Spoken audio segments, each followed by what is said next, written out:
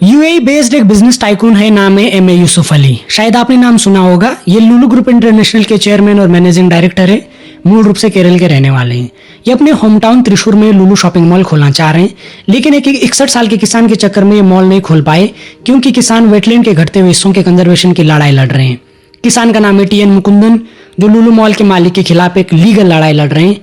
अरबपति व्यवसायी और त्रिशूर के किसान के बीच कानूनी लड़ाई का मूल मुद्दा यह है कि अयांथोल गांव की वह जमीन जहां लुलु ग्रुप एक मॉल और हाइपर मार्केट बनाना चाहता है, धान के खेत के रूप में डेजिग्नेटेड है। डेजिग्नेटेड पैडी फील्ड्स का उपयोग नॉन एग्रीकल्चर पर्पज के लिए नहीं किया जा सकता है। जब आरडीओ यानी रेवेन्यू डिविजनल ऑफिसर ने लुलु मॉल वाली जमीन को पैडी फील्ड डेटा बैंक से बाहर करने का ऑर्डर पारित किया, जिससे कि इस लैंड का उपयोग नॉन एग्रीकल्चर पर्पज के लिए किया जा सकता था, तो मुकुंदन इस कदम के खिलाफ 2023 में केरला हाईकोर्ट चले गए। पिछले सप्ताह हाईकोर्ट ने आरडीओ के ऑर्डर को रद्द कर दिया तथा अथॉरिटीज को लैंड की स्थिति पर पुनर्विचार करने का ऑर्डर दिया, जिससे मॉल की योजना प्रभावी रूप से रुक गई। एन मुकुंदन का कहना है कि कोर्ट ने लुलु के उस आर्ग्यूमेंट को रिजेक्ट कर दिया जिसमें उन्होंने कहा कि land Kerala conservation of paddy and wetland act 2006 से पहले ही कन्वर्ट की जा चुकी थी, इसलिए इस लैंड को वेटलैंड डेटा बैंक में नहीं इंक्लूड करना चाहिए।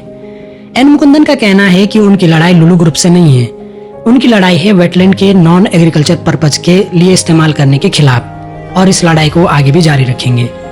वैसे एक उदाहरण है कि कैसे पैसे के बल पर खेती की जमीन पर बड़े बड़े मॉल और नॉन रेगुलेटेड कंस्ट्रक्शन किया जाता है। शहर बेढंग तरीके से बसाए जाते हैं, न ड्रेनेज है, न ग्राउंड वाटर रिचार्ज की कोई व्यवस्था है।